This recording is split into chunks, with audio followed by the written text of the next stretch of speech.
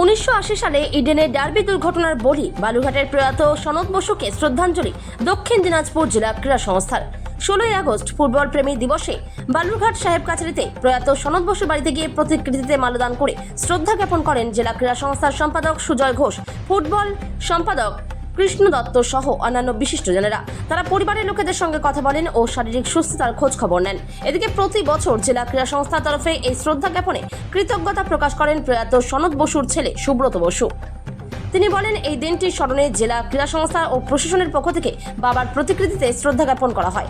এছাড়া জেলা ক্রীড়া সংস্থা রক্তদান কর্মসূচি, ফুটবল ম্যাচ সহ নানা কর্মসূচি নিয়ে থাকে, যা 45 বছর ধরে হয়ে আসছে। তারা এজন্য জেলা ক্রীড়া সংস্থার কাছে কৃতজ্ঞ।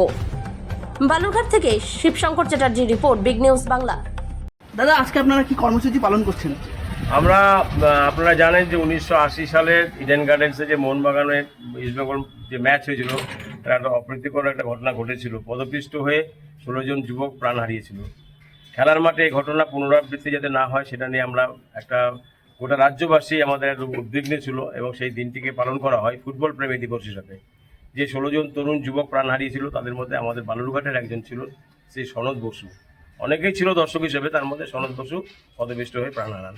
এটা 46তম ফুটবল প্রেমী দিবস। একটা রক্তদান শিবির চলছে। সকালবেলায় জেলা ক্রীড়া সংস্থার সমস্ত কর্মকর্তারা গিয়ে তার বাড়িতে শ্রদ্ধা নিবেদন করে এসছে পুষ্পস্তবক দিয়ে। এখন আমাদের রক্তদান শিবির চলছে।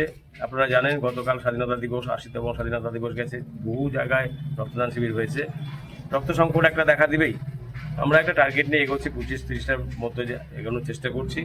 ক্লাবগুলোকে যুক্ত করার চেষ্টা চলছে, কারণ আমাদেরও দুটো রক্তদান শিবির চলে, একটা 3রা ফেব্রুয়ারি আর এটা ফুটবল প্রেমী দিবস।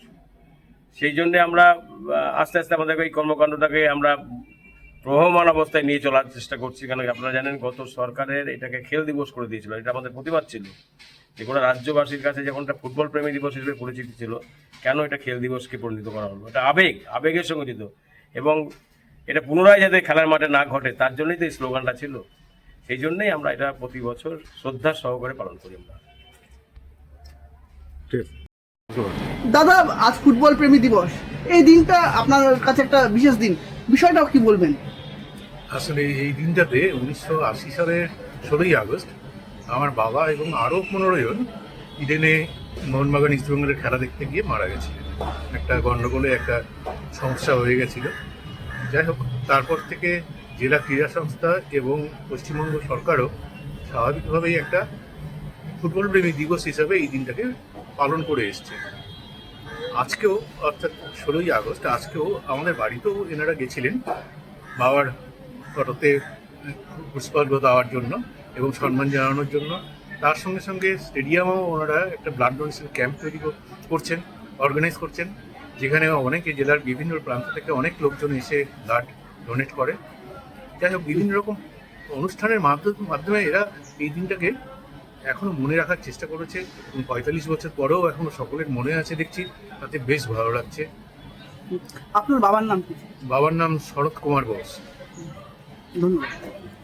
আপনার নামটা একটু বলুন। আমার নাম সুব্রত কুমার ঘোষ।